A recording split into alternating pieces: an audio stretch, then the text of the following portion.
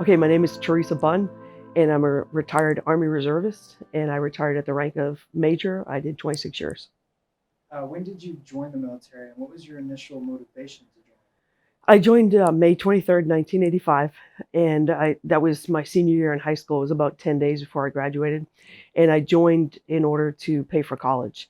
At the time, the National Guard had a program where they would pay for 100% tuition for in-state colleges, and I didn't want to burden my parents with having to pay for college, so that's what I did. Yeah, free college is pretty It's a pretty nice. good deal. Pretty nice. Yeah. And did your motivations change once you joined the military? So that I did initially join for the free tuition, but once I was in the military, I really started enjoying it. I enjoyed the structure of it, the challenges of it, and I enjoyed like the serving my country and being part of a group, and all the different skills it was teaching me, like time management and organizing my life and becoming more laser focused and mission focused. And so after my first contract, I decided to re-up and re-enlist. And after that, I moved up higher up in different responsibilities, and I kept enjoying it and getting a lot out of it. I was able to travel with it, and I fell more and more in love with being in the military and enjoying that that journey. And so I stayed. I ended up switching over from enlisted to officer. I went to the Oklahoma Army National Guard had a OCS program, and then I became an officer. And so I went up the officer chain from second lieutenant all the way to major. In your years of service, what roles have you served, and what roles have been the most impactful to your military service? So, initially when I joined, I was a legal specialist and a court reporter and a paralegal. And that was important at the time because I needed a job in the civilian world. And my college degree was in political science, which doesn't really translate to a great job in the civilian world. But the paralegal background, immediately I was able to go out in the civilian world and get a job based on that training and experience, and that was really helpful. So that was my good paying part time job while I was in college, in addition to being paid for being in the military. And I was able to work at different law firms throughout. I was in Boston at the time, and it was just really beneficial. The As I moved up in rank, I got to go to some leadership schools, some sergeant schools, and that helped me for upper level jobs like managing jobs that paid more. And again, that all helped me get to working at more competitive jobs.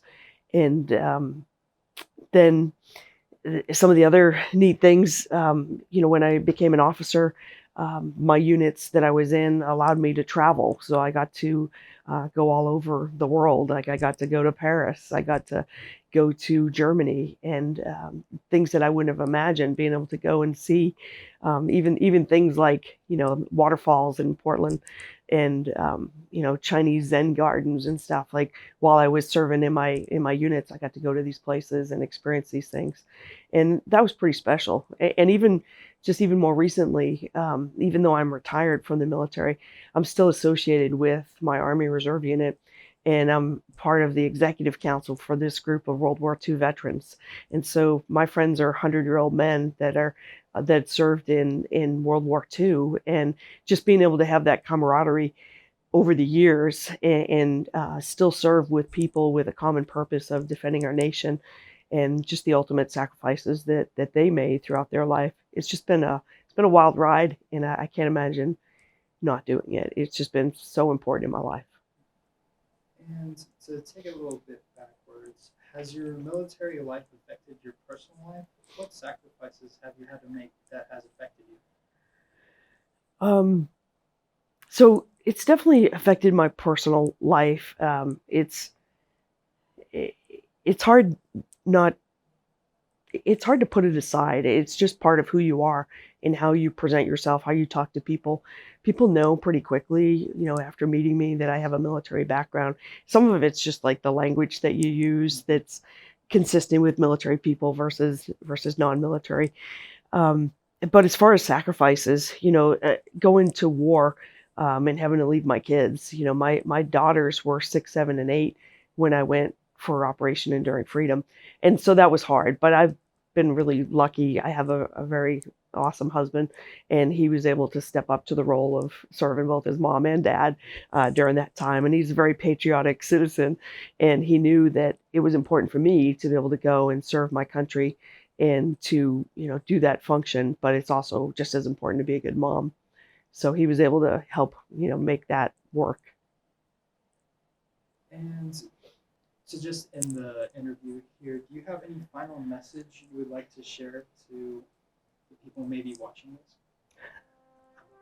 Um, it never gets old for people to thank you for your service, but I think we're losing a lot of veterans, and like especially like my World War II friends that I am in an organization with, and so I think it's important to kind of thank the people that have made those sacrifices, and to encourage other younger generations to go and try to serve in some capacity if that's something that helps them. I think everyone has an obligation as a citizen to try to help make it a better world, however they can, whether it's serving in the military or just being supportive of people that have. And so I think that's my message.